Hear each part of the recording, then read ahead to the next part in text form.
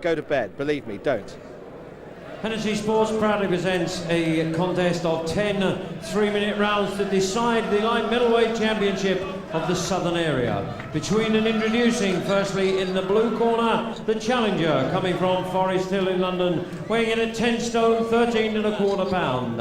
He comes to the ring with a 15-fight professional record, 11 wins, 4 wins coming by way of knockout with 4 losses. Please welcome Spencer, the Spirit, Fearon.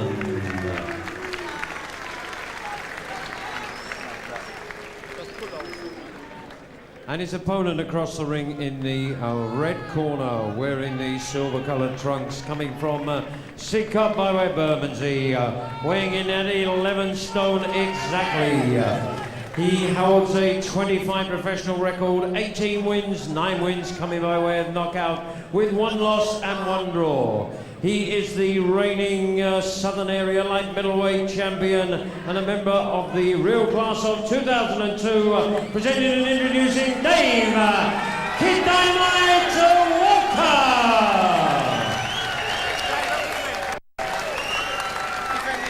Timekeeper in the bell, Mr. Greg Pugh. The referee in charge of the action is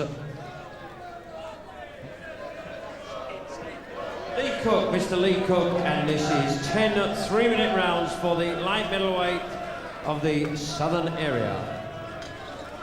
Both had your instructions in the dressing room. I want a good, clean contest and good sportsmanship at all times. Okay, shake hands. Good luck to you both.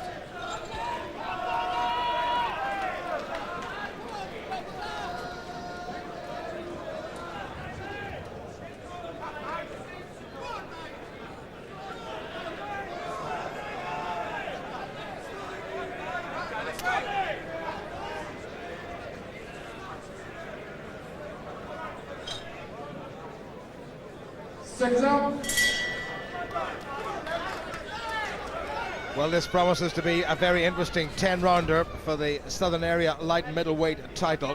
And the challenger, the taller of the two, the man in the white trunks with the black trim and the white boots, Spencer Fearon from Forest Hill, spends a fair bit of time, or has done in recent years, as a stand-up comic, but he assures everybody that he's taking this very, very seriously indeed. And he comes into this ring against the defending champion, David Walker, in the silver trunks and the beard. He intends to take this very seriously indeed, as we said. Well, David Walker really impressed, I think Duke McKenzie will agree, last time out when he took this title a couple of months ago from John Humphrey in spectacular fashion. Absolutely. And he'll want to hold on to it, Duke, I'm sure. Absolutely, just jumps on John Humphrey, never gave him a chance. Different kettle of fish, different kind of fighter tonight, I think, in Spencer Fearon. I think Spencer's got a little bit more to offer than just bravado and talk tonight. He's in really, really good shape. I know he's been sparring hard. I spoke to one of his advisors on the way up here, and he assures me Spencer's come to win. Well, Spencer has only had 1 contest in the best part of 3 years. He took more than 2 years out, and he came back in February of this year and a points win over that great warhorse Lee Wicks. And like John Humphrey, David Walker's last opponent, he's enjoying a fair old advantage, Duke, in terms of height and reach. But then we still probably feel that David Walker may well be a welterweight. Well, you know, when you look at Spencer, like you say, he actually looks like he's a middleweight in against the light middleweight in terms of size, and he's making it very awkward for Walker. Spencer's got a nice defence. Walker's got to get busy, start moving his head and try to get behind that long jab, because he's getting speared at the moment from that jab. Spencer really fancies this at the minute. Well, he's got a nice little grin in his face, and he took a few early shots from David Walker, and grinned as if to say, as they always do down the years, or have done down the years, is that the best you've got? A minute to go. The schedule for 10 3-minute rounds. Lee Cook refereeing. Walker's a former Southern Area welterweight champion, and would really, if he gets through this, would love a crack at Jamie Moore, the British and Commonwealth champion. Good work by Walker. That's what he did with the taller Humphrey. He got inside him, Duke, and he bullied him. And that's where he needs to be. Spencer's got long arms, and he knows how to, look at him just tie up Walker there. You know, Spencer knows the ring, and he knows exactly what he has to do to secure victory. But Walker, to his credit, is just trying to be a little bit more busy now, just trying to get underneath that jab. That's what he needs to do. But Walker's career seemed to have hit a bit of a trough when he lost to that great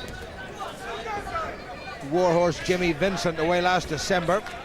Jimmy Vincent, the victim of what everybody thought was a pretty iffy decision recently in a challenge for the British title. Oh, what a shot! Oh, great left hand by Fearon, right on the bell. Fearon thinks he's won it. Walker will have to take the count. Oh, he's taken the 8 count, and well, he has been saved by the bell. Walker making all the running in that opening round, and had that happened 10 seconds earlier, Walker may well have been gone. Let the right hand slip, and Fearon caught him with a fearsome punch. Right at the end of the round, Fearon tried the uppercut. Walker's right hand was nowhere. Fearon shortened the punch, and that was the classic left hook juke. Well, I tell you what, the minute's break won't be long enough for him. He fell heavily. I mean, it was an absolute peach of a shot. Spencer Fearon just winded it up, waited for it, timed it, and dropped the bomb. Come on, come on, come on. This kid was hurting that round. Come on, Dave. Come on, dig in and concentrate. Come on, come on. He hasn't recovered yet. He hasn't recovered yet. Well, he's bouncing and he's up on his toes. Now, how much has that taken out of him? Not just physically, but equally importantly, psychologically. He got really worked over by the nuggety Jimmy Vincent. And Spencer Fearon, who he says is in the best shape of his life, has caught him again, not with the same force. That's a slip. Even that slip, though, would have taken its toll on David Walker. Well, he still looks a little bit glazed. There's that faraway look in his eyes, and he's got to try to recover. He needs to get on his bike just to try and clear his head. You know, being in there as close as he is to Spencer is playing into his hands. Well, Walker produced the performance, albeit brief one, of his life when he beat John Humphrey a couple of months ago to win this title. And he has aspirations for a crack at the British and Commonwealth title, and maybe a little bit further afield, but he won't want to take any more shots like that. And Fearon really looks up for this. There's another good left from Fearon. Spencer just got to be careful and just bide his time a little bit, because you know what? He could end up punching himself out and allow Walker straight back into the fight. He's putting everything into every punch. He needs to get back on his jab and try and set it up like he did in the first round. No showboating, just sensible boxing. Well, Fearon really now fancies this job, and you couldn't blame him. Nearly got himself caught by a little left from Walker. Walker's timing understandably slightly off at this stage. That's better. Midway through the second. Spencer just waiting a little bit now and just allowing Walker back into the fight. This fight's really starting to take off now. Good work hand by Walker, in and out again. Fearon nods the head as if to say, yes, you did get me. This is a good turn round by Walker. He needs to keep that right hand of his up after he throws it, because that's what got him caught in the last round. Walker's just found a home for his own right hand now. You see it come into play again, but Spencer's coming back with his own left hooks. Fearon's jab just a little bit off target. Didn't land with the accuracy that we saw in the opening round. Spencer's just waiting a little bit too long now. This is where he should be using his jab, not looking for that one knockout punch, but trying to set Walker up. He started off the first round brilliantly, but he's not capitalised on it in this round. Just out of the corner of my eye, I saw Mick Hennessy on his feet shouting instructions at Walker, who was all but gone at the end of the first, I should say. Here he is right at the end of the second. Good defence by Fearon. Says, you didn't get me. And again launches that rapier-like jab out. Well, you've got to give Walker a lot of credit. He's got him again! Would you believe it? The bell was just about to be sounded, and this is extraordinary. I'm sure exactly the same moment of the second round as the first, and Walker is wobbled again, and he's got to have to do it all again. Talk to me, you okay? Put your knees out, put your legs out, put your legs out. You keep standing up, don't you? Look at me, you okay? Tell me the truth, because I'm your mate. Well, Mick Williamson tugs his ears. Rob McCracken says, look at me. Come on, deep What breaths, another deep breaths. solid Listen, shot he you've got got to caught with. keep your hands up, you keep going, mate. You have to jab it. Well, would you have bet any money that this could have happened at exactly the same time at this, right at the end of the round, and Walker again was gone. and 10 seconds earlier, and it would have been all over. How's he going to survive this, Jim? I don't know how he survived. He's walked onto the same shot like we stated already in exactly about the same minute of the last round. He's still not right. He's not right this round. I said it in the round previous, but he's had 2 very heavy knockdowns now. Well, the crowd here in Norwich certainly can't believe this. Walker survived and came through and was doing particularly well, we all felt, and then he got caught right again. And people from the Hennessy camp and the class of 2002 saying to Walker, keep the hands up. Fearon nearly got him round the corner with another, and a right from Fearon. He's looking for the knockout now. He's just going to drop everything, I feel. David Walker, I still don't feel is quite recovered. You know, this is a little bit desperation stuff now. You know, Walker needs to get his hands up. He needs to try and clear his head, try and walk around the ring, get his head, get his faculties back. Fearon had a glance at referee Lee Cook. I'm not sure there was a command to break. Fearon perhaps thought there was, and Walker tagged him. Better once again by Walker. There's a great uppercut by Fearon. He's producing some very good single shots. And Walker is in big trouble.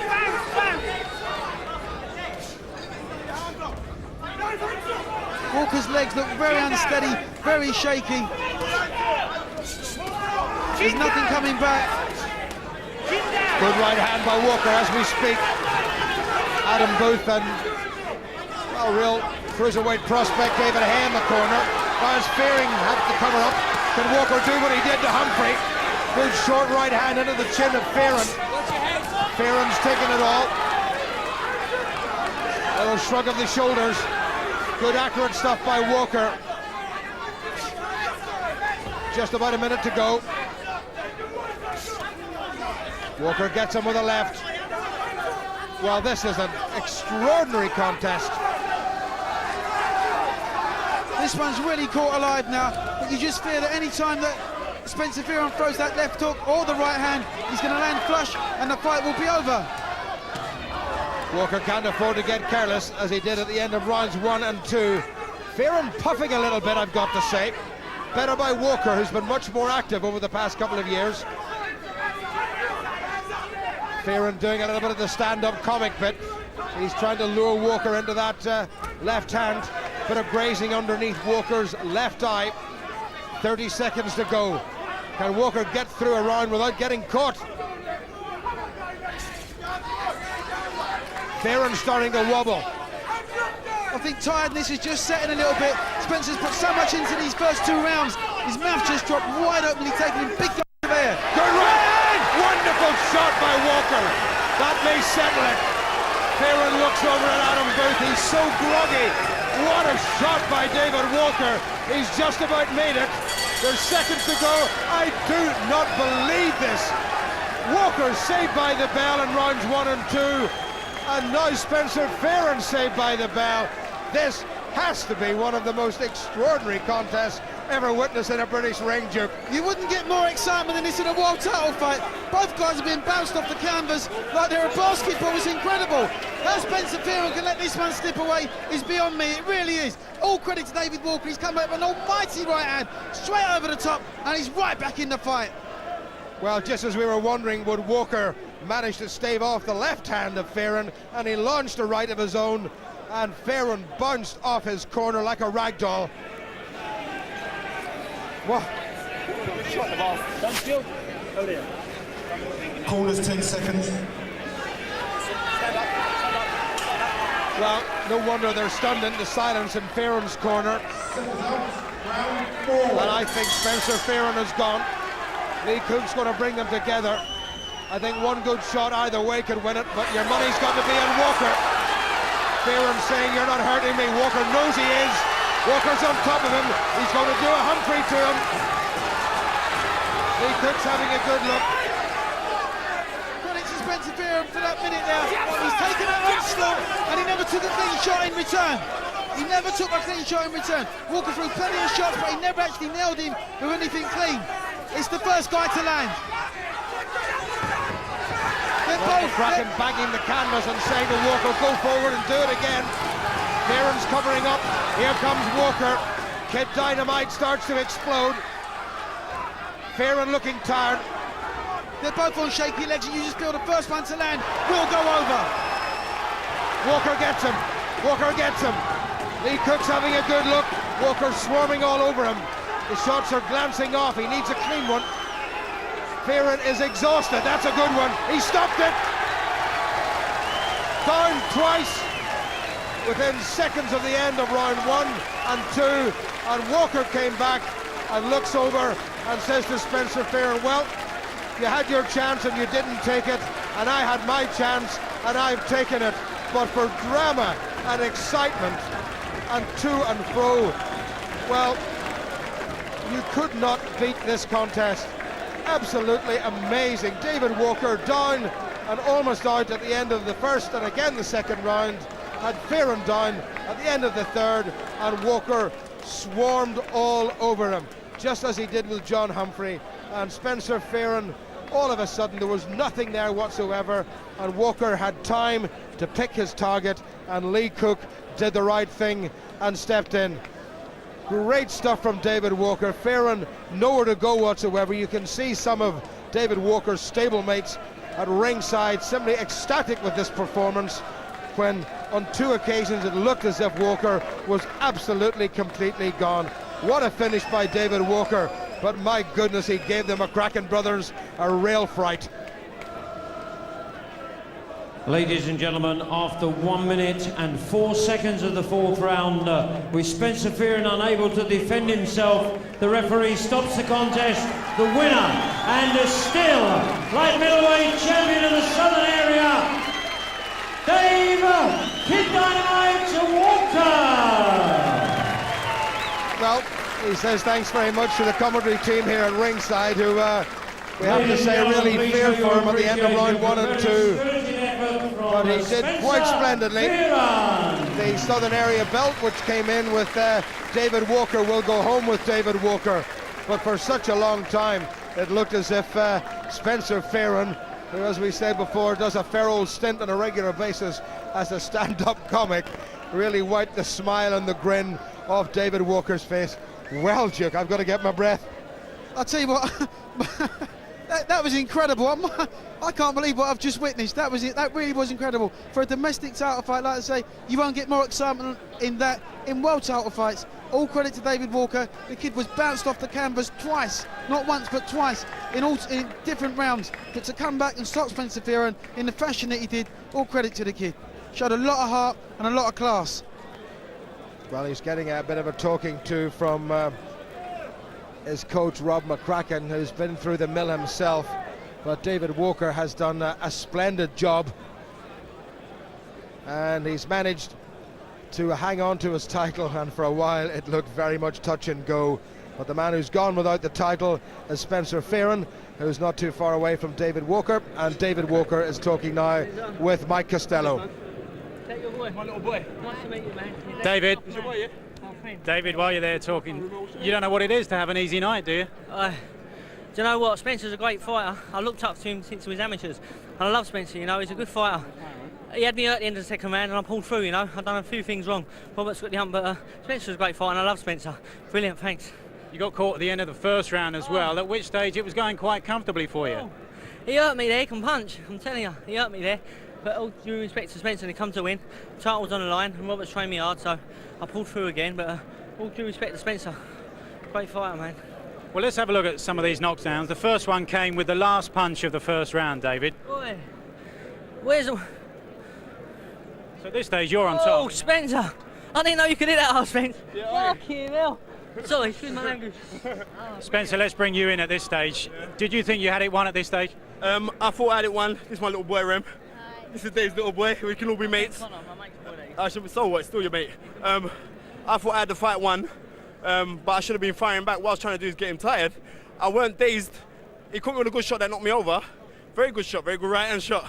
But I was more embarrassed than hurt. I thought, what am I doing here? I've trained. I got a week's notice for it, but with these kind of things, you got to jump and take them.